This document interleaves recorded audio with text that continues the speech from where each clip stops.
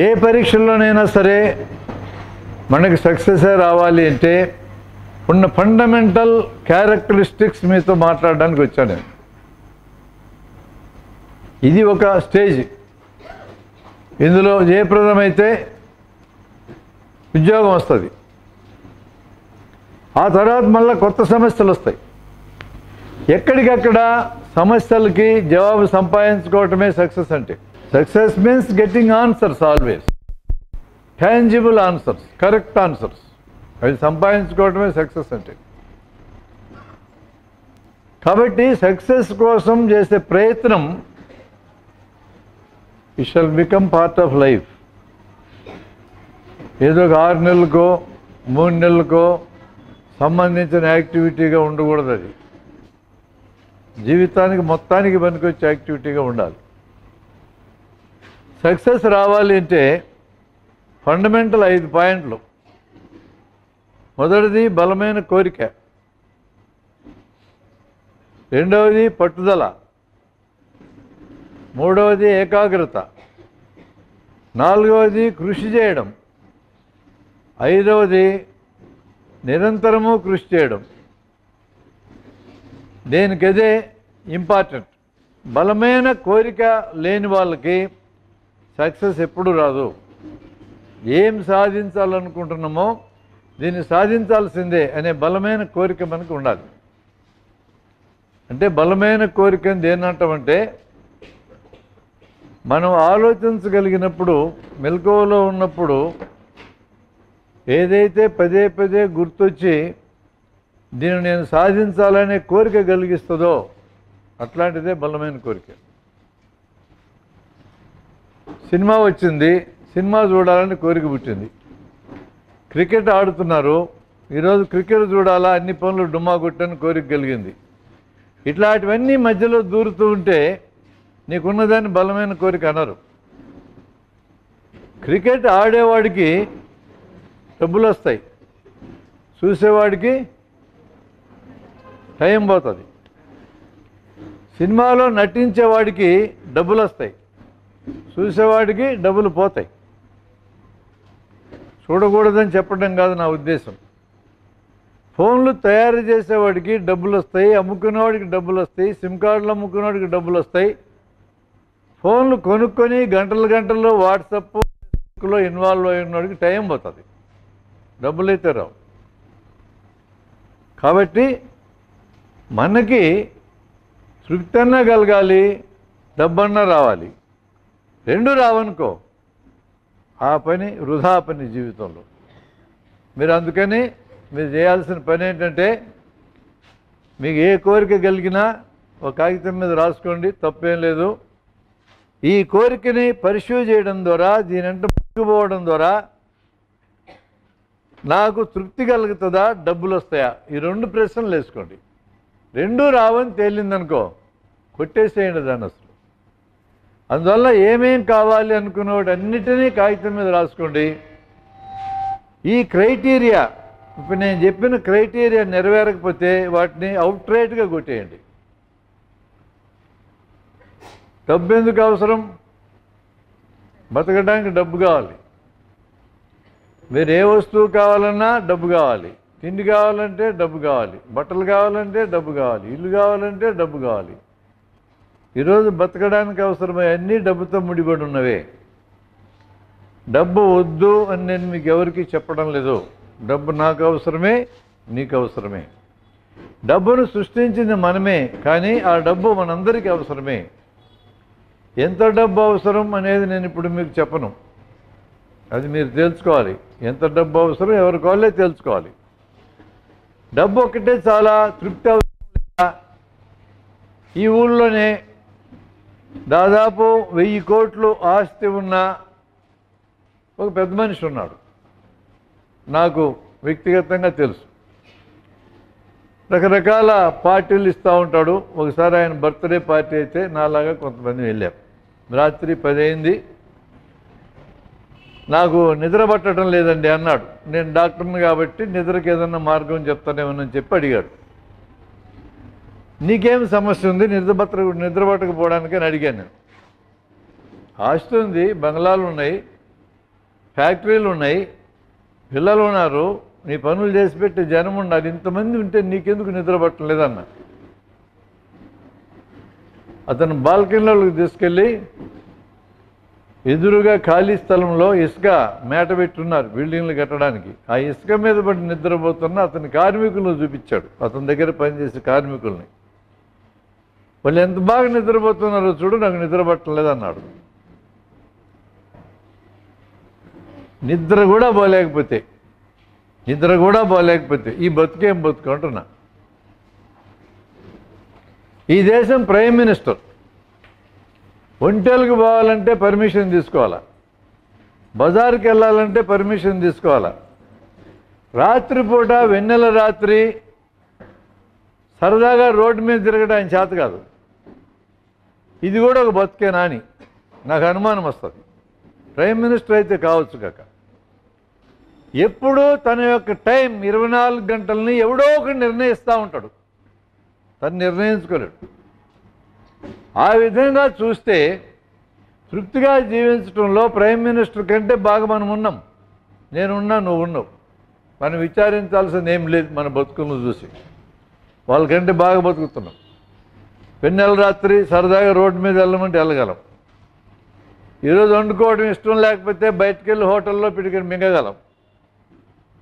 తిండి తినాలంటే prime minister కానీ ప్రెసిడెంట్ కానీ ఎవడన్నా తిని చూడాలా, వాడు ముందు ఎంగిల్ చేసి ఈయనకి పెట్టాలా, ఈ తినొచ్చో తినకూడదో చెప్పడానికి. మనిషి పోతుంటే 10 మంది అంగరక్షకులు ఉండాలి, విఐపీలు, ఎవడన్నా చంపుతాడేమోనని. మనల్ని ఎవడన్నా చంపితే వాడికి తుపాకీ గుండు కూడా దండగాయి, మనల్ని చంపితే. For us we are most valuable, ఇంత ఫ్రీగా ఇంత స్వేచ్ఛగా ఈ దేశంలో బతకగలిగినందుకు ఈ దేశం మాతకి జై కొట్టాల్సిందే మనం. చాలా దేశాల్లో ఈ మాత్రం బతకలేం.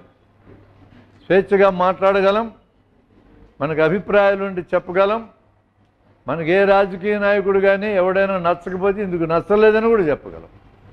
కాకపోతే మన జోలోళ్ళు రారు, ఎందుకంటే మనం కోనికిస్గా గొట్టంగాలం కాబట్టి మనం మాట్లాడితే ఆడికి ఏం నొప్పేయదు, అందుకని ఆడేం అండు మనల్ని. కనీసం మన నోటి దురదన్నా తీర్చుకోగలం ఇక్కడ. అంతకంటే మించి మాట్లాడితే లోపల పెడతారు. మన దేశంలో కూడా ప్రభావశీలంగా మాట్లాడితే లోపల పెడతారు. ఓ లెక్చరర్ని 60,000 జీతం సంపాదించిన లెక్చరర్ని ఈ దేశం బాగలేదు, ఈ రాజ్యాంగం బాగలేదు, జనానికి అనుకూలంగా లేదన్నందుకు 90% అంగవైకల్యం ఉన్న జైల్లో పెట్టున్నారు. ఏం పేరు ఆయన పేరు? సాయిబాబా. లెక్చరర్ 90% అంగవైకల్యం ఉన్నాడు, ఈ రాజ్యాన్ని పడదోయగలడా?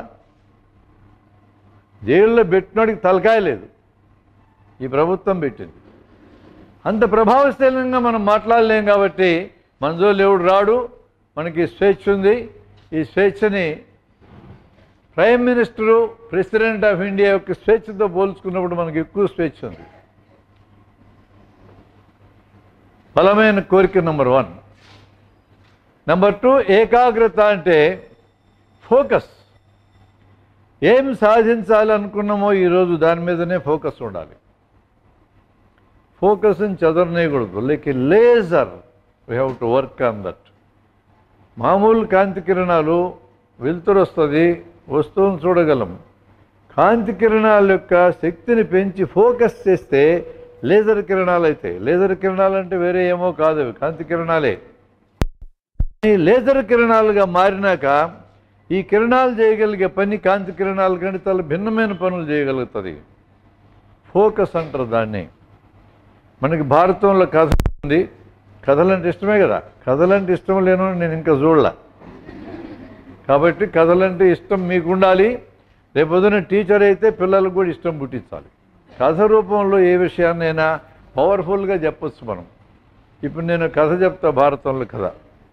కౌరవులు పాండవులు ముఖ్యమైన హీరోలు ఈ భారతానికి. పాండవులు ఎంతమంది? పేర్లు చెప్పండి. రైట్. కౌరవులు 100. పెద్దోడి పేరు దుర్యోధనుడు, రెండోవాడు దుశ్శాసనుడు, మూడోవాడు ఇంకా తెలియదు. ఏం అవసరం ఎదవలతో అని వదిలేసినాం మనం.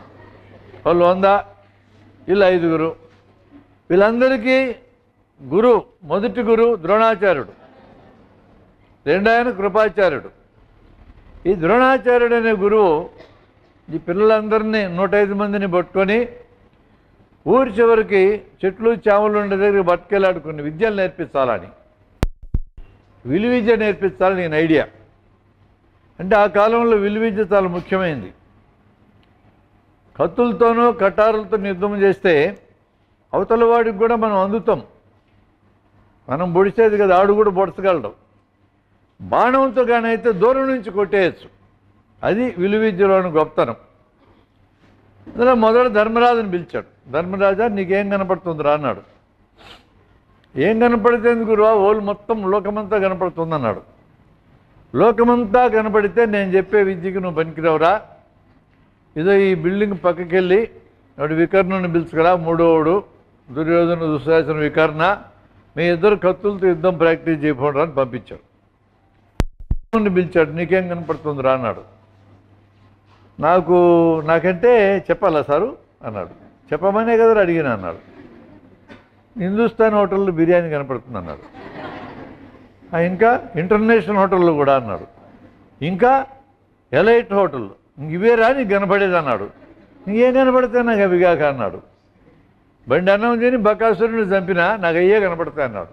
ఇంకా నీకు లాభం లేదులేరా, నీకు ఇంక ఈ విద్య చెప్తే ఉపయోగం లేదు. దుర్యోధను నువ్వు రారా అని పిలిచి దుర్యోధనుడు భీముడు ఓ పక్కకి చేరి మీ ఇద్దరు గదలతో యుద్ధం ప్రాక్టీస్ చేసుకుపోరని పంపించాడు. అర్జునుడిని పిలిచాడు. నీకేం కనపడుతుంది అన్నాడు. నాకేం కనపడలేదు గురువా అన్నాడు.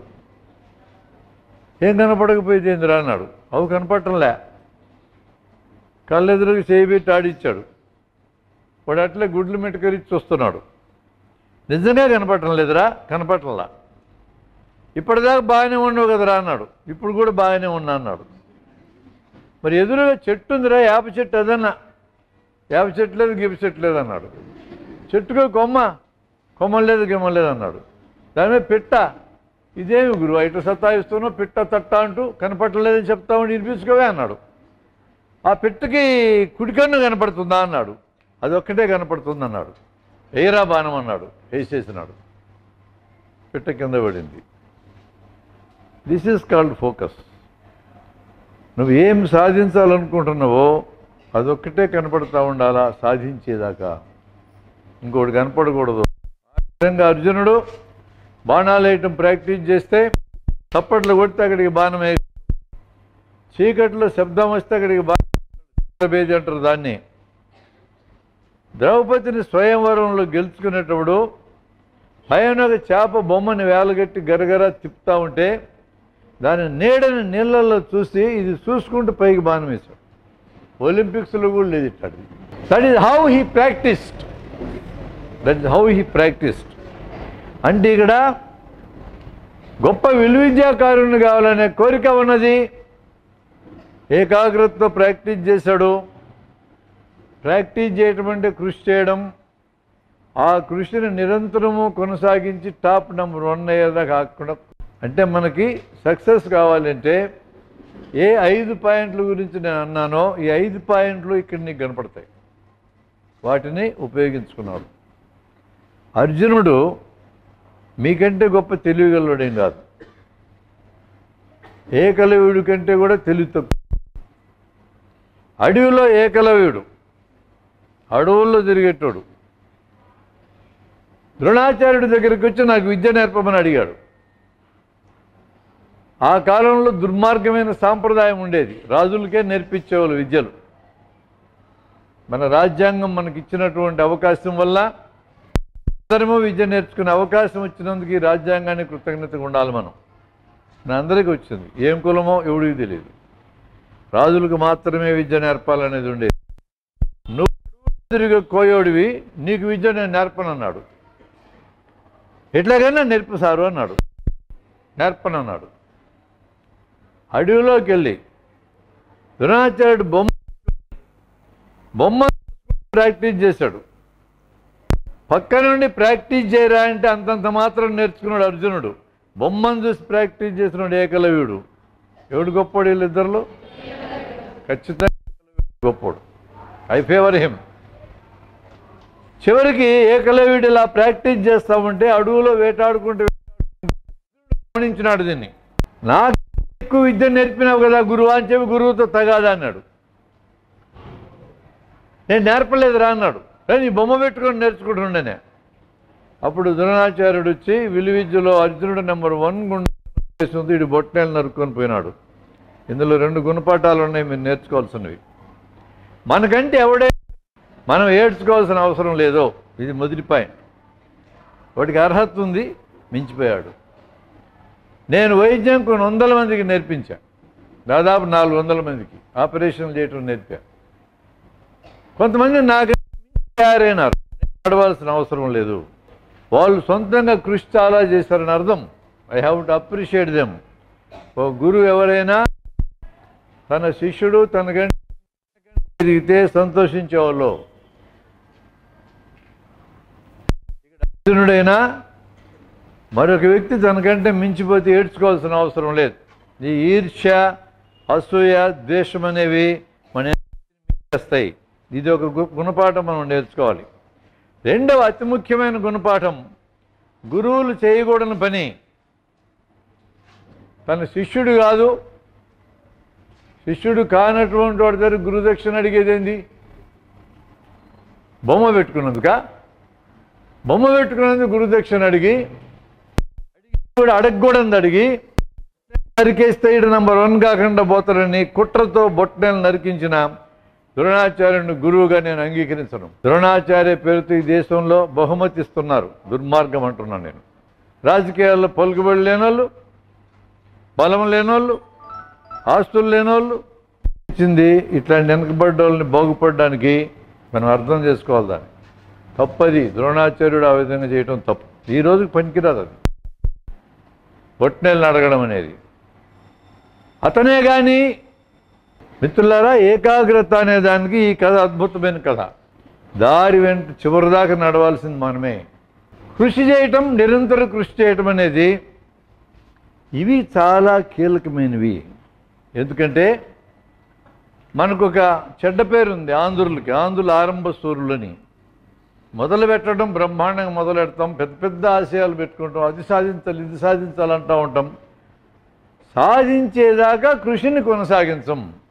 నాకు తెలియని చాలామందికి ఈ సమస్య ఉంది. రిలెంట్లెస్, ఆగకుండా ప్రయత్నాన్ని కొనసాగించటం చాలామంది జీవితాల్లోంచి మీరు నేర్చుకోవచ్చు. థామస్ ఆల్వా ఎడిసన్ బల్బుకి ఫిలమెంట్ కనుక్కునేటప్పుడు కనీసం 1400 టైమ్స్ ఫెయిల్ అయినాడు. 1400 టైమ్స్. అతని దగ్గరికి వెళ్ళి నువ్వు 1400 సార్లు విఫలమయ్యావా అని అంటే, లేదు లేదు నేను విఫలం కాదా, 1400 సార్లు ఫిలమెంట్ని తయారు చేయడం అంటే కుదరదు నేర్చుకున్నా అన్నాడు. That's the great thing. Abraham Lincoln కనీసం 27 సార్లు అతని జీవితంలో ఫెయిల్ అయినాడు. చివరికి అమెరికా ప్రెసిడెంట్ అయ్యాడు. అండ్ అమెరికా ప్రెసిడెంట్స్ అందరిలో కూడా ప్రపంచమంతా ఇప్పటిదాకా అద్భుతంగా గుర్తుంచుకున్న ఏకైక ప్రెసిడెంట్ అబ్రహాం లింకన్. నంబర్ 1. 27 సార్లు ఫెయిల్ అయితే ఏ ఫెయిల్యూర్లోనైనా నిరాశ చెంది నా జీవితం ఇంత అనుకునే అవకాశం ఉంది. ఒక్క ఫెయిల్యూర్లు కూడా అట్లా అనుకోలే. మీరు నేర్చుకోవాల్సిన అతిపెద్ద పాఠం ఏంటంటే జీవితానికే నేర్చుకోవాలి, ఈ పరీక్షకనే కాదు. ఫెయిల్యూర్స్ మనల్ని ఎప్పుడు ఆపకూడదు.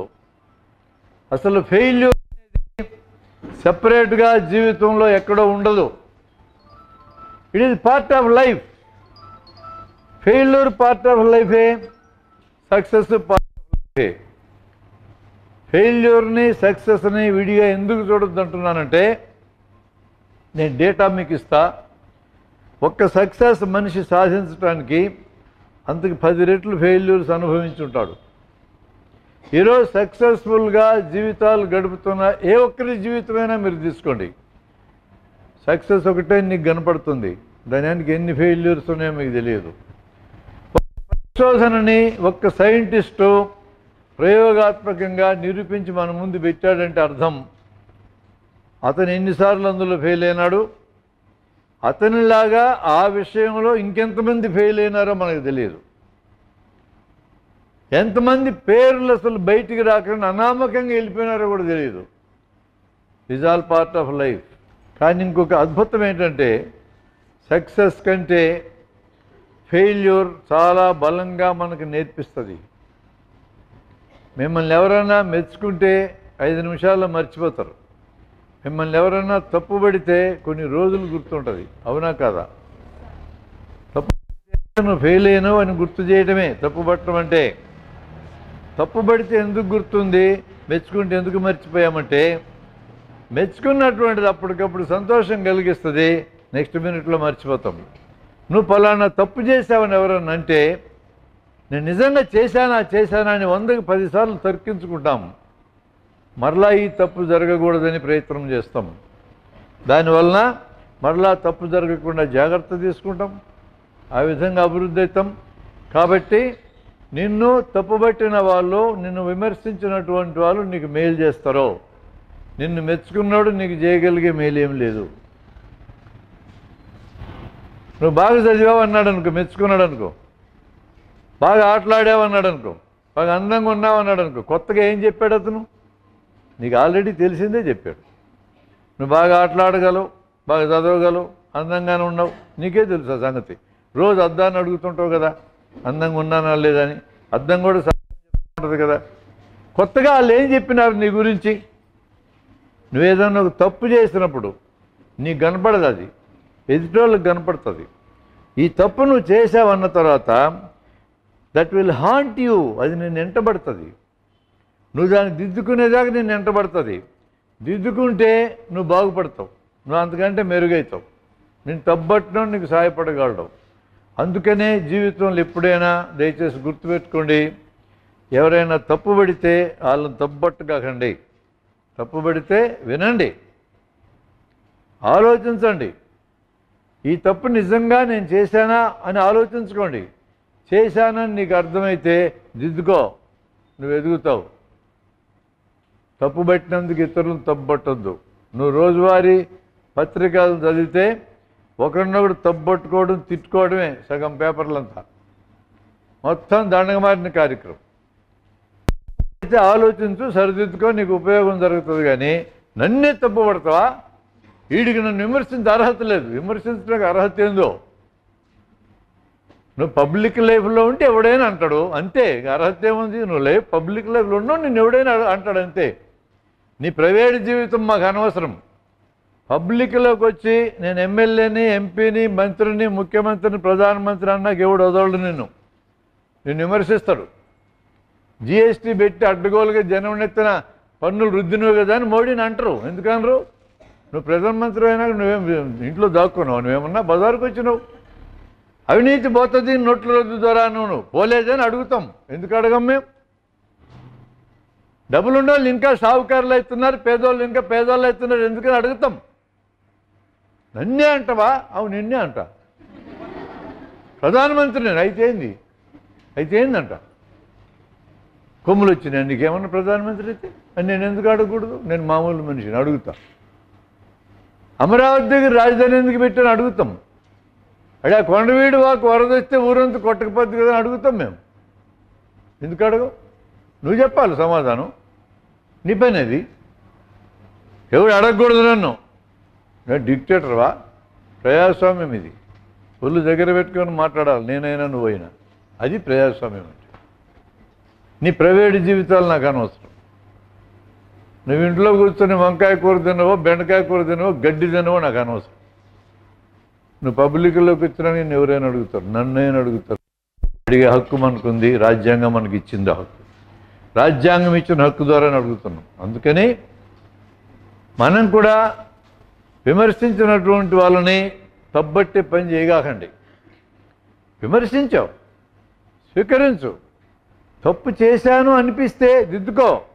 తప్పు చేయలేదనిపిస్తే తప్పు చేయలా, ఎవడికి సమాధానం చెప్పక్కర్లా. ఇది నాకు సంబంధించిన విమర్శ కాదు. దీనికి అద్భుతమైన కథ గౌతమ బుద్ధుడి జీవితంలో ఉంది. ఆయన భిక్షాపాత్ర తీసుకొని అడుక్కుంటూ పోతాడు. 2-3 ఇళ్ళు కంటే అడగడు. ఏ ఇంట్లోనే బో పెట్టి తింటాడు, లేకపోతే పస్తు. మిగతా టైం అంతా బోధనలే. అట్లా గడిచింది. భిక్షువుల జీవితం అంతా ఇట్లే ఉండాలన్నాడు. ఒకరోజు ఒక ఇంటికి వెళ్ళాడు భిక్షాపాత్ర ఎత్తుకొని. ఏ దున్నపోతలాగున్నావు, పని చేసుకోలేవా, అడుక్కు తింటున్నావు, తిట్టింది ఆమె. తిడితే కోపల్లా తల్లి ఒక్క మాట అన్నాడు. చెప్పు అని అన్నదామె.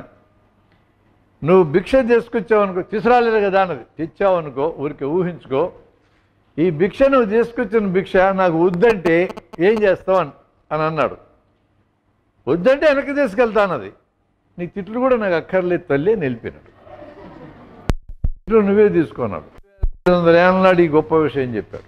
2500 ఏళ్ళు ఇంకా బుద్ధుని అర్థం చేసుకుంటానే ఉన్నాం మనం.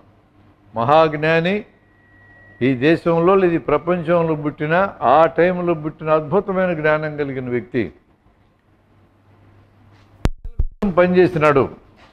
ప్రజలకు అర్థమయ్యే భాషలో బోధించాడు. సంస్కృతంలో మాట్లాడలే. సంస్కృతంలో మాట్లాడితే మనకు అర్థమే కాదు. రోడ్డు అంటాం, ఇంగ్లీష్ మాటే మనందరికీ అలవాటైన మాట.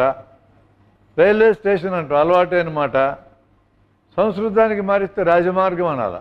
అను కర్నూలు రాజమార్గం అని చూడని చెప్తారేమో. ప్రతిభా స్కూల్కి వెళ్ళే రాజమార్గం తెలుపుడి. పోయి త్రిశకట వాహనధారి అంటే ఆటో రిక్షా, ధూమశకట ఆగమనాగమన స్థలికి తీసుకొని పోవుదువా అన్న. ఆటో వాడికి అర్థమవుతుందా? ధూమశకట అంటే రైలు, ఆగమన అనాగమన వచ్చే పోయే స్థలమునకు తీసుకెళ్ళదువా అని అడిగిన. సంస్కృతం. తెలుగులో రాయనరా పుస్తకాలంటే ఈ సంస్కృతంలో రాస్తున్నారు. ఏం చేయాలా? తెలుగులో రాసుకో. తెలుగులో పదాలు లేకపోతే ఏ పదం ఉంటే ఆ పదం పెట్టుకో. ఏం కొంపలేం మునిగిని ఇంగ్లీష్ పదాలు అంటవా? Road, post office, screwdriver, wrench, spanner, engine. ఏమైంది? తెలుగులో రాసుకోవడానికి ఏం రోగం మనకి? ఎవడు వస్తువులు కనిపెడితే ఆడి భాషలో పేరు పెడతాడో. స్క్రూ డ్రైవర్ మొదటి బ్రిటిష్ వాడు కనిపెట్టినాడు, ఆ భాషలో పేరు పెడతాడు. అది మనం తెచ్చుకున్నాం, పేరట్టే వాడుకున్నాం. ఏంది అభ్యంతరం?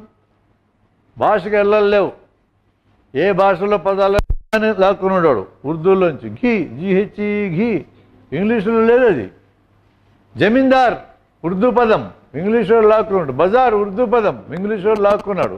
వాళ్ళందరికీ లేని సిగ్గు మనకెందుకండి? అనవసరంగా అందరూ వాడకుండా గొప్ప భాష అయితే కావచ్చు, రాజభాష అయితే కావచ్చు, సంస్కృతంలో మాట్లాడితే ఎవరికి అర్థమేసి వస్తుంది. అందుకనే మనం కూడా పరీక్షల్లో 10th క్లాసులో సంస్కృతం తీసుకుంటారు ఆప్షనల్గా. ఫుల్ మార్కులు వస్తాయి. ఎందుకంటే రాసేవాడికి రాదు, విద్యవుడికి రాదు, ఎవడికి రాదు కాబట్టి ఫుల్ మార్కులు. సంస్కృత అక్షరాలు కనపడితే చాలు మార్కులు పెడతారు. మీరు కూడా కొంతమంది తీసుకునే ఉంటారని అనుమానం. సంస్కృతం ఆప్షనల్గా తీసుకుంటే మళ్ళీ ఫుల్ మార్కులు. తెలుగు తీసుకుంటే అందరికీ అర్థమవుతుంది కాబట్టి తప్పులు పడతారు, తక్కువ మార్కులు వేస్తారు. అదైతే బాధ ఉండదు. ఓకే మై డియర్ ఫ్రెండ్స్, ఇవి 5 ఫండమెంటల్ క్యారెక్టర్స్. ఇంకొక క్యారెక్టర్ ఉంది సక్సెస్ కావాలంటే. మంచి మానవ సంబంధాలు ఉండాలి. మంచి మానవ సంబంధాలు లేకుండా సక్సెస్ రాదు. ఓ డాక్టర్ కర్నూలులో చదివిన అతను పిల్లల డాక్టర్లు వైద్యం నేర్చుకున్నాడు. 8 గోల్డ్ మెడల్ వచ్చినాయి. 8 ప్రతి ఏడాది ఆడికే గోల్డ్ మెడల్. వనపర్తి పోయి ప్రాక్టీస్ పెట్టాడు. ఇన్ని గోల్డ్ మెడల్ వచ్చినాడు, గ్యారంటీకి సక్సెస్ అవుతారు అనుకున్నాం. అతని దగ్గరికి ఒక చిన్న బిడ్డని ఎత్తుకొని ఒక ఆమె వచ్చింది, పేదామె. జబ్బుని చూసే క్రమంలోనే ఆ పిల్లోడు ఒంటేలు పోసినాడు. ఈ ఒంటేలు పోయి డాక్టర్ సొక్కా మీద పోయి పడ్డాయి. ఏంది పిల్లోడితో ఒంటేలు పోయి ఇచ్చావన్నాడు కోపంగా. నేను పోయమని చెప్పలేదు సారు అన్నది ఆమె. పోసినాడు కదా అని అన్నాడు ఆయన. ఆడంతటా ఆడే పోసినాడు ఆయన అన్నది. అంటే పిల్లవాళ్ళకి ఎక్కడ పడితే అక్కడ ఒంటేలు పోసే హక్కు ఉంటుంది, మనకు ఉండదు అట్లా. అంటే మనం కూడా అప్పుడప్పుడు రోడ్ల పక్కలకి వెళ్ళి పోస్తుంటారు మగపిల్లలు అయితే. కానీ ఇది స్వచ్ఛ భారత్లో భాగం కాదు, అది ఉత్సవ భారత్లో భాగం. ఇక్కడ ఉత్సవ భారతే ఉంది, ఇంకా స్వచ్ఛ భారత్ రాలే. నేను భయమని చెప్పలేదు కదా అన్నదాన్ని. నిక్కరన్న వేసుకొని రావచ్చు కదా అన్నాడు. నిక్కర కొనుక్కుంటే పైసలు లేవు స్వామి అని అన్నదాన్ని. చాలా ఇంపార్టెంట్ పాయింట్ ఇది. రోగి డబ్బులు లేవని అంటే ఏం జవాబు చెప్పాలో డాక్టర్లకు తెలియదు. మందులు రాసిస్తాం, బేదులు వస్తాయి, మందులు రాసిస్తాం. ఫీజు ఇవ్వలేడు, సరే ఫీజు ఇవ్వలేకపోతే పోయినాడు, ఫీజు ఇవ్వలేకపోతే పోయాడని మందులు రాశారు. కాగితాన్ని అటు ఇటు తిప్పుతున్నాడు. ఏమయ్యా అటు తిప్పుతున్నావు అన్న. ఎంత అవుతుంది సార్ ఈ కాగితంలో మందులు అన్నాడు. 200 అవుతుంది అన్న. 200 డబ్బులు లేవు సార్ అన్నాడు. ఎంత ఆనందంగా అన్నాడు. అప్పుడు నేను ఆలోచించా, నేను మెడికల్ కాలేజీలో ఈ మెడికల్ కాలేజీలో 6.5 ఏళ్ళు చదివా. 68లో 6.5 ఏళ్ళు చదివితే ఒక బుక్ ఇంతలా ఉంటుంది, ఇంతలా ఉంటుంది, 2000 పేజీలు, 5 కిలోలు బరువు. మీద వేసుకొని నిద్రపోతే గుండెకి సస్తాం, అంతలా బరువు ఉంటాయి. ఒక్క బుక్లో కూడా రోగి తన దగ్గర డబ్బులు లేవంటే ఏం చేయాలో రాయాల. ఇక నా చదువు ఏం చేసుకుంటే పనికి వస్తుంది. రోగి డబ్బులు లేవంటే ఏం చేయాలో నా పుస్తకాలు లేదు. చాలా ఇంపార్టెంట్ పాయింట్. మీరెవరు డాక్టర్లు కావాలని అనుకోనందుకు అభినందిస్తున్నా. కావాలని అనుకుంటే మీరు చెడిపోయి ఉండరు. అంటే మీకు ఈ సమస్య ఎదురవుతుంది. ఏం చేయాలా డబ్బులు లేవంటే?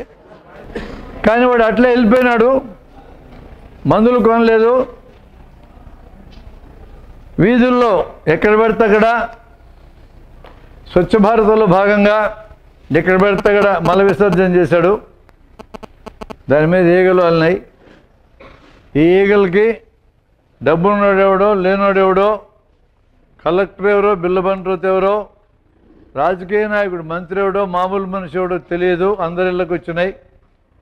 అన్నం మీద వాలినాయి, నీళ్ళ మీద వాలినాయి, మూతుల మీద చేతుల మీద వాలినాయి. ఫైనల్గా వీధి వీధి మొత్తం బెదులు పెట్టినాయి. వాడెవడికో బెదులు పెడితే ఫైనల్గా అందరికీ పెట్టినాయి. వాడికి వైద్యం చేయటం నాకేం పని అనుకున్నాం. నెక్స్ట్ నీకు రోగం వచ్చింది. ఎవడు ఎలా పోతే నాకెందుకు అనుకోకండి, వాడు ఎలా పోతే మనం అలా పోతాం. అది సారాంశం. మనకు ఆరోగ్య సూత్రాలు తెలుసు, ఎక్కువ కాలం అనుకుంటాం. ఆరోగ్య సూత్రాలు తెలియని చచ్చిపోతారు అనుకుంటాం. ఆ చచ్చిపోయేటోడు సింగిల్గా పోడు, మనల్ని పిలుచుకెళ్తాడు. అమ్మో అట్లయితే ఎట్లా, నేను 80 ఏళ్ళు బతకాలా అని అనుకుంటామా? అయితే ఆడు 80 బతకాల. ఆడితో నాకేం పని అంటావా? ఆడితో పాటు నువ్వు పోవాలా. ఇతరుల కోసం ఎందుకు పని చేయాలి అనే దానికి బ్రహ్మాండమైన ఆన్సర్. ఇతరుల కోసం పని చేయడంలో ఒక అద్భుతమైన అవకాశం టీచర్కి ఉంది, డాక్టర్ కంటే మించిన అవకాశం. నేను అందుకనే మీతో మాట్లాడడానికి వచ్చా. ఓ టీచర్ పని చేస్తూ క్లాస్ రూమ్ దాటకుండానే తన అద్భుతాలు చేయొచ్చు. 45-50 నిమిషాల పీరియడ్ నీ చేతిలో ఉంటే ఈ పీరియడ్లో 5 నిమిషాలు నువ్వు పాఠం చెప్పగాకు, జీవితం గురించి చెప్పు. ఎందుకు చెప్తున్నానంటే, నువ్వు పాఠం ఎంత బాగా చెప్పినా పరీక్షలు అయిపోయినాక అన్నీ మర్చిపోతాం. డౌటా మీకు? నాకు డౌట్ లేదు. ఇప్పుడు నాకు ఎంబీబీఎస్ పరీక్ష ఏ సబ్జెక్టులో పెట్టినా ఫెయిల్ అవుతా, సిగ్గు లేకుండా చెప్తున్నా. ఇప్పుడు మీ అందరికీ 10th క్లాస్ పరీక్ష పెట్టిస్తే డిఎస్సి పెట్టకుండా, నా అంచనా ప్రకారం ఒక్కరు కూడా పాస్ కాకూడదు. ఎందుకంటే 10th క్లాస్ ఎప్పుడో రాసినా పాస్ అయ్యి, ఇప్పుడు మళ్ళీ పెడితే ఏంటి? ఇదేనా సార్ మళ్ళీ ఇదే పని మీకంటే? అవును, పెడితే పాస్ కావు. పరీక్షల కోసం చదివినవి పరీక్షలు అయినాక మర్చిపోతామో, ఇది సూత్రం. ఈ 5 నిమిషాలు జీవితం కోసం జీవితంలో కథ చెప్పా, నా స్టైల్లో నేను చెప్పా. ఈ కథ నువ్వు జీవితాంతం మర్చిపోవు. మీ 3వ తరగతి వయసు నుంచి మీ టీచర్లు మీకు చెప్పిన ఏ కథ మీ అందరికీ గుర్తుంది. వీళ్ళు ఎవరిని కదిలించినా కనీసం 1-2 కథలు ఈ స్టేజ్ మీదకి వచ్చి చెప్పగలరని నాకు తెలుసు. స్టేజ్ మీద మాట్లాడడానికి ధైర్యం లేకపోతే ఆ సమస్య వేరు, కానీ అసలు అంటే చెప్పగలరు. కథలు గుర్తుంటాయి, సంఘటనలు గుర్తుంటాయి, జీవితానికి పనికొచ్చి ఏదైనా గుర్తుంటాయి. పరీక్షల కోసం చదివినవన్నీ పోతాయి. ఇప్పుడు డిఎస్సికి ఇంత కష్టపడి చదువుతున్నారు. పరీక్ష అయిపోయి టీచర్ ఉద్యోగం వచ్చిన గ్యారెంటీగా మర్చిపోతాం. ఏం పని ఉంది మనకి తర్వాత? That is about education. ప్రతి క్లాస్ రూమ్లో రేపు పొద్దున మీరు టీచర్ అయిన తర్వాత ప్రతి క్లాస్ రూమ్లో 5 నిమిషాల పాఠం చెప్పొద్దు. మీరు జీవితం గురించి మాట్లాడండి. పిల్లలకి అవన్నీ ఉపయోగపడతాయి. నేను అట్లాంటి ఒక చిన్న విషయం చెప్తా విను. నేను గుత్తిలో మా హాస్పిటల్కి వెళ్తే ఈ మధ్య ఒక 22 ఏళ్ళ వయసు ఉండే ఒక లైన్మన్, ఎలక్ట్రిసిటీ లైన్మన్ని కరెంట్ షాక్ కొట్టిందని పట్టుకొచ్చారు. 20 నిమిషాలు అయింది కరెంట్ షాక్ కొట్టి, గుండె ఆగిపోయింది. నేను చూసేటప్పటికే చచ్చిపోయినాడు. పెళ్ళి 2 ఏళ్ళు అయింది. 20 ఏళ్ళ అమ్మాయి ఏడ్చుకుంటూ వచ్చింది, చిన్న బిడ్డను సంకలో పెట్టుకొని. వీడి బిడ్డ గతేంది, ఈ తల్లి గతేంది, వీడేమో చచ్చిపోయాడు. ప్రథమ చికిత్స మీద శిక్షణ ఇచ్చున్నాను నేను, కానీ నేను బతికించలేను. 20 నిమిషాలు అయిపోయింది. దీనికి కాంట్రాస్ట్ ఇంకో ఎగ్జాంపుల్ చెప్తా. ముంబైలో అక్షరాస్యత కార్యక్రమం మన అన్ని జిల్లాల్లో జరుగుతున్న టైంలో, చిత్తూరు జిల్లాలో కూడా జరిగిన సందర్భంలో మేము తిరుపతికి దక్షిణాన కమ్మవారి కండ్రిగా అనే ఒక ఊళ్ళో 100 మందికి శిక్షణ ఇచ్చాం. ప్రథమ శిక్షణ. ఇంకా 100 మందిని పక్క ఊళ్ళ నుంచి పిలుచుకుని పాల్గొనేట్టు చేశాం 200 మందికి. రెండవ రోజు శిక్షణలో పాంగరిస్తే ఏం చేయాలి, తేలుగుడితే ఏం చేయాలి, తెనటిగులు గుడితే ఏం చేయాలి, కరెంటు షాకు, పిడుగు పడితే ఇవన్నీ పొలాలకు వెళ్ళే రైతులు ఎద్దులను చెట్లు గట్టేసి కాటిమాలు ముడ్డు కింద వేసుకొని కూర్చొని విన్నారు. ఈ 200 మంది కాక. ఇవన్నీ మీరు చెప్పాలా అన్నారు మధ్యాహ్నం భోజనం టైంలో. మీకు చెప్పడానికి వీళ్ళకి శిక్షణ ఇస్తున్నాను. ఇది జరిగిన నెలకి వర్షాకాలం మొదలైంది. వర్షాకాలం పొలాలకు వెళ్ళి రైతులు దున్నుతున్నారు. ఒక అతను అంటే మెరుపు తాకిందని అర్థం, పిడుగుపడిందంటే. మేఘాల్లో విద్యుత్ 1,00,000 వోల్టులు ఉంటుంది. అది భూమి మీద కదిలే వస్తువుకి ఛార్జ్ అవుతుంది. ఈ మనిషికి ఛార్జ్ అయింది, వెంటనే గుండె ఆగింది, పడిపోయినాడు. పక్క పొలం దున్నుతున్నవాడు ఇది గమనించాడు, టక్కన పడిపోవడం చూశాడు. ఇవన్నీ మా క్లాసులో విన్నాడు. వాడు పరిగెత్తుకొని వెళ్ళాడు, మెడలో నాటి చూశాడు, నాటి తెలియడంలా అక్కడికక్కడ నేల మీద పడుకోబెట్టి ఎదురొమ్మ మీద ఒక 2 ఇంచులు అనిగేటట్టు 20 నొక్కాడు. ఎన్నెముక ఎదురొమ్మ ఎముక మధ్యలో హార్ట్ కంప్రెస్ అయ్యి హార్ట్ స్టార్ట్ అయింది పని చేయటం. ఇప్పుడు ఆవులించి లేచి కూర్చున్నాడు. గ్యారెంటీకి చచ్చిపోయాడు. ఎట్లా బతికాడు? ప్రథమ చికిత్స చేసి గుండె ఆగిపోతే ఆడించటం, ఊపిరి ఆగిపోతే ఆడించటం వచ్చి ఉండాలి. అట్లా అందరికీ నేర్పాలంటే best place is a school, none other else. ఇంకెక్కడ నేర్పలేం. మీరు టీచర్ అయినాక ప్రథమ చికిత్స ఎలా చేయాలో నేర్చుకుంటే, ప్రతి విద్యార్థికి నీ క్లాసులో నేర్పిస్తే ఒక 10 ఏళ్ళకి పౌరులందరికీ నేర్పినట్టే. ఎంతమంది జనం అనవసరంగా చచ్చిపోకుండా ఉంటారు. ఏం ఖర్చు అవుతుంది దీనికి? మీరు నేర్చుకోవడానికి ఏం ఖర్చు అవుతుంది? మీరు నేర్పడానికి ఏం ఖర్చు అవుతుంది? కేవలం సమయం ఇవ్వడమే. క్లాస్ రూమ్లో 5 నిమిషాలు అనే వాటిని ఇట్లాంటి వాటికి మీరు ఖర్చు పెడితే ఒక తరాన్ని అద్భుతంగా మనం తయారు చేయగలం. ఓ టీచర్ చేయగలిగిన పని ఇది. ఓ డాక్టర్గా నేను చేయలేని పని. నేను సెలెక్టెడ్ పీపుల్కే శిక్షణ ఇవ్వగలను, మీకు శిక్షణ ఇవ్వగలను. మీరు నేర్పాల్సింది పిల్లలకి.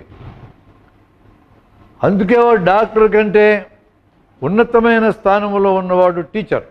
మీ ఫిన్లాండ్ కానీ, సింగపూర్ కానీ, దక్షిణ కొరియా, తైవాన్ ఇట్లాంటి దేశాలకు వెళ్ళి విద్య ఎట్లుందో మీరు చూస్తే ఎలిమెంటరీ స్కూల్ పిల్లలకు చదువు చెప్పే టీచర్లకు అందరికంటే ఎక్కువ జీతం ఇస్తారు.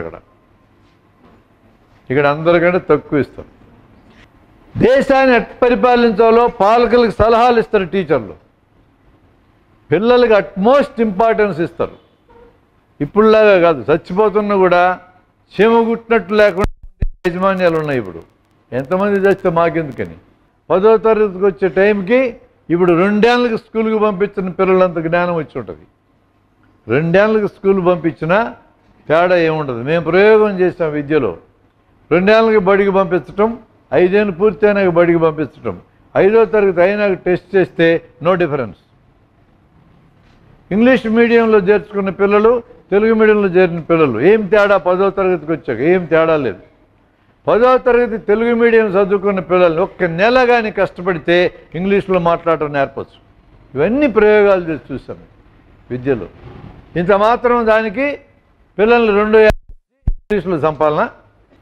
ఫండమెంటల్స్ ఏమాత్రం తెలియనటువంటి వాళ్ళు ఈరోజు విద్యారంగాన్ని శాసించే దశకొచ్చున్నారు. మన విద్యార్థుల జీవితాలని బొగ్గు చేస్తున్నారు. అందుకనే ఈ స్థితి మారాలి అంటే టీచర్ ద్వారానే మారాలి. That's why you are going to be in a great position in this country. మీరు ఖచ్చితంగా డిఎస్సి కొట్టండి. చేతులు ఎత్తిన వాళ్ళందరూ కాదు, చేతులు ఎత్తన వాళ్ళు కూడా ఎందుకు బద్ధకమే ఎత్తలేదు కొంతమంది.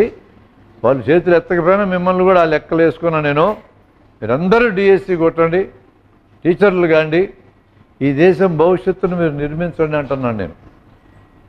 ఇలాంటి చిన్న చిన్న విషయాలే పిల్లలతో మనం ఎన్నైనా మాట్లాడడానికి వీలుంటుంది. చిన్న చిన్న విషయాలు రోజువారీ జీవితంలో పనికొచ్చేవి. అలెగ్జాండర్ ఫ్లెమింగ్ పెన్సిల్ని కనిపెట్టిన సైంటిస్ట్.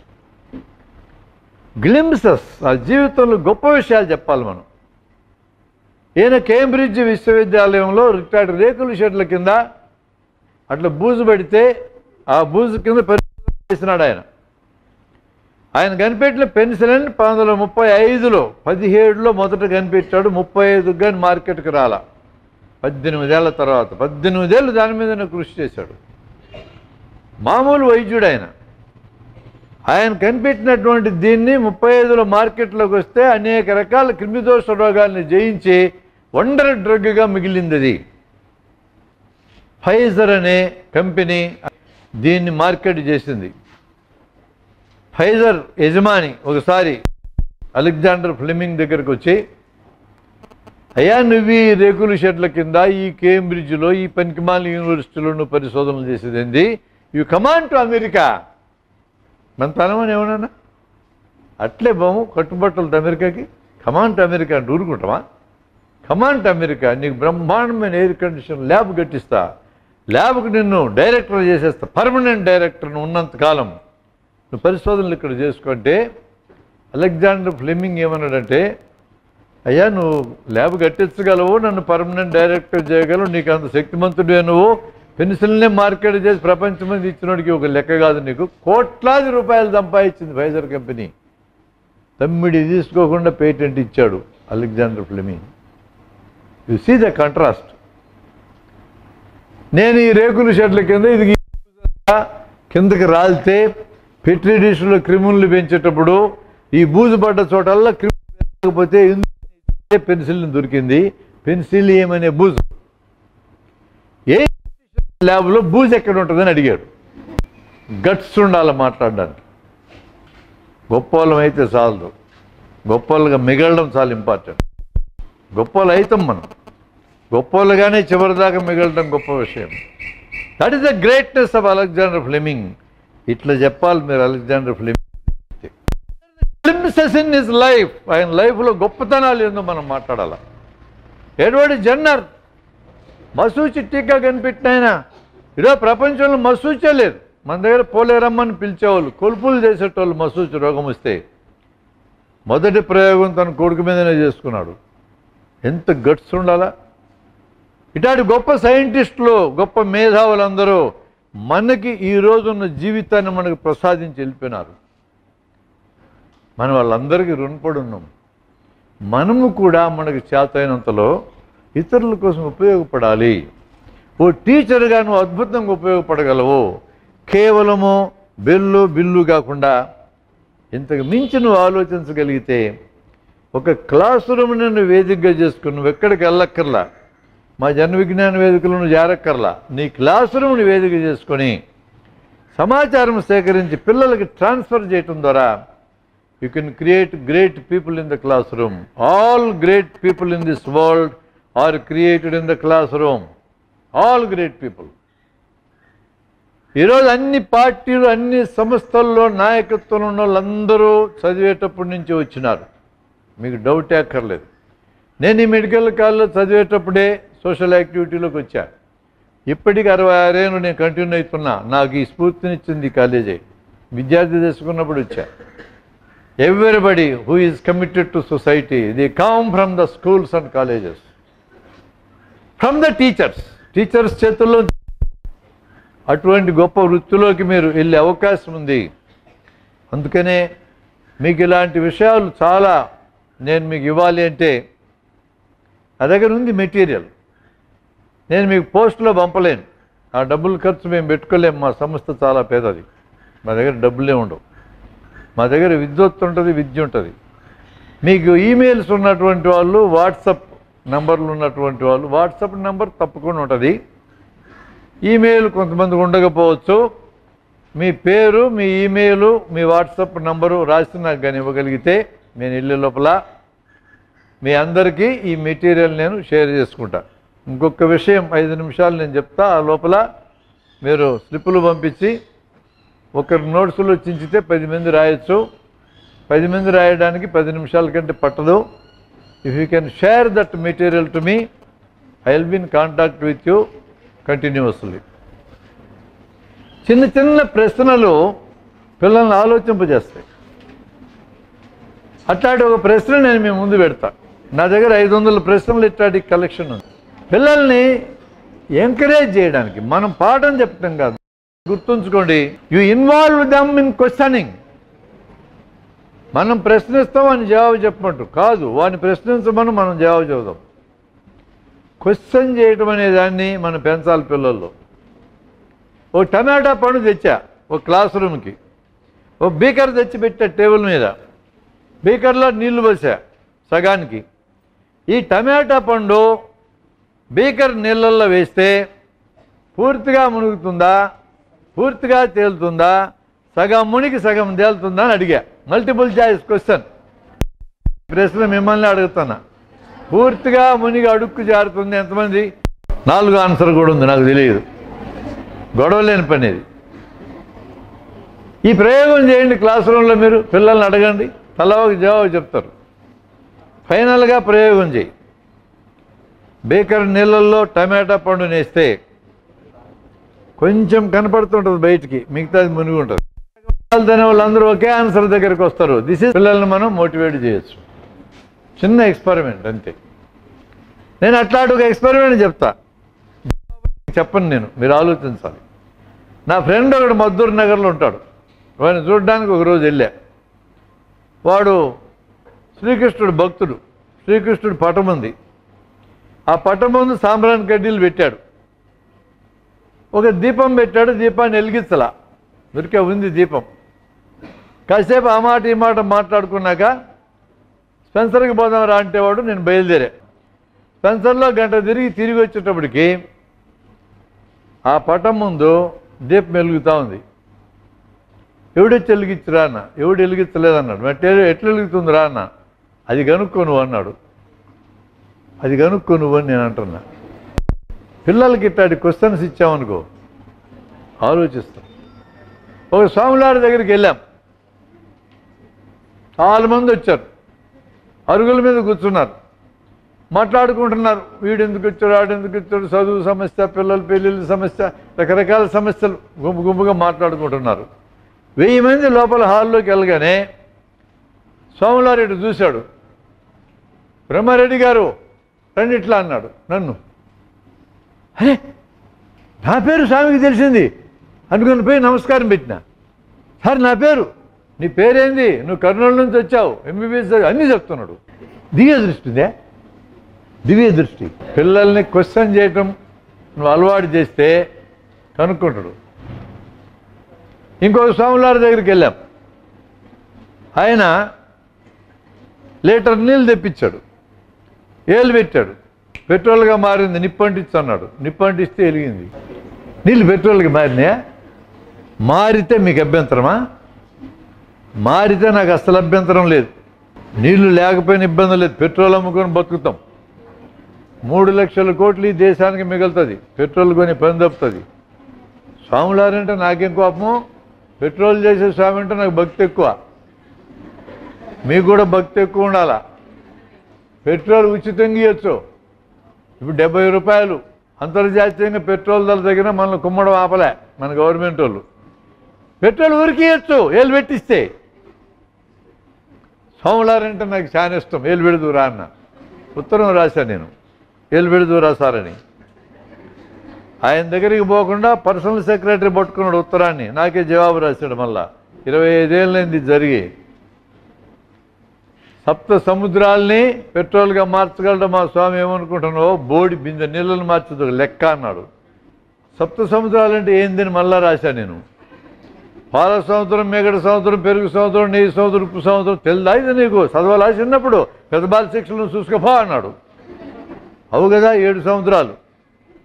అవన్నీ ఎక్కడున్నాయి సార్? పాల సముద్రం ఏడుందో చెప్పబ్బా, దాంట్లో ఏళ్ళు పెట్టిస్తాం. ఏళ్ళు కూడా పెట్టే పని లేదు. ఇక పాలనే తెచ్చుకొని ధాన్యం మిగడ, ధాన్యం నెయ్యి, ధాన్యం పెరుగు మేమే చేసుకుంటాం లేబా, నీకు కష్టం లేకుండా అన్నాం మేము. ప్రజల్లో పాపం పెరిగింది, అన్ని సముద్రాలు మాయమై ఉప్పు సముద్రం మిగిలింది అన్నాడు. అబ్బా అది ఇంకా అని ఊరుకోకుండా ఆ ఉప్పు సముద్రం దగ్గరికి ఎవడన్నా బీచ్కి వెళ్ళి సిగరెట్ తాగుతా సముద్రంలో ఇసిరెత్తే లోకం కాలిపోదా అన్నాడు. కరెక్టే. నేను అప్పటిదాకా శ్రీశైలంలో పెట్టిద్దాం వేయాలనుకుంటున్నా. ఇక్కడ ఎవడన్నా సిగరెట్ ఎత్తే నల్లమలాడు అంతా కాలిపోద్ది. అసలే ఇప్పుడు చెట్టు ఒకటి మిగలకుండా కొట్టకపోయినారు మన రాజకీయ నాయకులు అందరూ కలిసి. ఇదంతా కాలబడితే ఇంకేం మిగులుద్ది మనకి? అందుకని వద్దులే స్వామి, మా కర్నూలులో బావులు దువ్వేసి పెట్టుకున్నాము, పైన మూతలు పెట్టినాము, ఎవడు సిగరెట్ వేయడానికి వీలు లేకుండా ఏళ్ళు పెట్టి బయటికి రా అని రాశా. 25 ఏళ్ళు ఇంకా జవాబు రాలే. ఈ లోపల స్వామి చచ్చిపోయాడు. Question everything. క్వశ్చన్ చేయటం నేర్పడం మన పని. గుర్ర పందాలు గవర్నమెంట్ ఆడిస్తుంది, కోడి పందాలు ఆడితే జైల్లో పెడుతుంది. ఎందుకు క్వశ్చన్ వేయాలా? క్లబ్లో, కర్నూలు ఆఫీసర్స్ క్లబ్లో, ఎస్టీబీసీ కాదు పక్కన ఆఫీసర్లు పోయి ప్యాకాడి డబ్బులు సంపాదిస్తారు. వీళ్ళకి కేసు లేదు. గ్రామాల్లో ఎవడన్నా ప్యాకాడితే డబ్బులంతా నొక్కెళ్తారో జైల్లో పెడతారు. ఎందుకని ఈ ఎందుకని అడగకపోతే ఏమీ జవాబు తెలియదు. నోట్ల రద్దు అయిన తర్వాత 140 మంది క్యూలో నిలబడి చచ్చాం. ఎందుకని? సావుకారులందరికీ నిద్ర పట్టదు, ఆందోళనతో సస్త్రమైన స్టేట్మెంట్ ఇచ్చాడు మన మోడీ సాబ్. ఒక్కడు కూడా సావలే. ఎందుకని? వాడొక్కడు సావలే, మనం ఎందుకు చచ్చాం? ఎందుకని? అవినీతి అంతా పోతుంది అన్నాడు. 9 లక్షల కోట్లు బ్యాంకులకి ఎగ్గనూకితే రద్దు చేసినారు అప్పులు. ఎందుకని? రైతులకు ఎందుకు రద్దు చేయరు? ఎందుకని? కూల్ డ్రింక్ తాగితే రోగాలు వస్తాయి, 15 రూపాయలు అమ్మిస్తున్నారు. పార్లమెంట్లో కూల్ డ్రింక్ తాగకూడదు, కానీ బయట తాగొచ్చు. ఎందుకని? మన రైతులు తయారు చేసే టెంకాయ నీళ్ళు, చెరుకు రసం, పాలు తాగితే రైతులు బాగుపడతారు కదా. వాళ్ళని ఎంకరేజ్ చేయకుండా దిక్కుమాల కోలా తొక్కోకోలా వీళ్ళందరినీ ఎందుకు ఎంకరేజ్ చేస్తున్నారు? ఎందుకని అనేది నేర్పాలి. మీరు వేసుకోండి ఆ ప్రశ్న, పిల్లలకి ఆ ప్రశ్న ఏంటో నేర్పండి. You just teach the children how to question, why to question. Question చేయటం నేర్పండి చాలు. టీచర్లుగా ఈ అద్భుతమైన కార్యక్రమం మీరు చేయాలా? ఇప్పుడు మాత్రం ఏకాగ్రత, పట్టుదల, నిరంతర కృషి సాధించేదాకా ఇంకేది చూడొద్దు. మీరు క్రికెట్ ఆడుతుంటే ఏం కాదు, వాళ్ళు ఎప్పుడు చచ్చిపోరు, ఎప్పుడైనా ఆడతారు. ఇంకోసారి చూడు, లేదా యూట్యూబ్లో రికార్డ్ అయి ఉంటుంది, పరీక్షలైనా చూసుకో. వాట్సాప్ మెసేజ్లు చూడకపోయినా వస్తూనే ఉంటాయి, అవసరమైతే చూడు, లేకపోతే మోతాయి. సినిమా, మంచి సినిమా అయితే 100 రోజులు ఆడుతుంది, ఎప్పుడేం చూడొచ్చు. పనికిమాలిన సినిమా 2 రోజులకు పోతే చూడక్కర్లేదు. కాబట్టి వచ్చిన రోజే చూడాలా. ఏం అవసరం? ఏం అక్కర్లే. 1000 రూపాయలు టికెట్ పెట్టి బాహుబలి చూడక్కర్లా. అది మంచిదైతే ఆడుతుంది, ఎప్పుడేం చూడొచ్చు. పనికిమాలితే పోతుంది, చూడక్కర్లేదు. అంత సింపుల్ ఫార్ములా పెట్టుకుంటే హ్యాపీగా ఉంటుంది.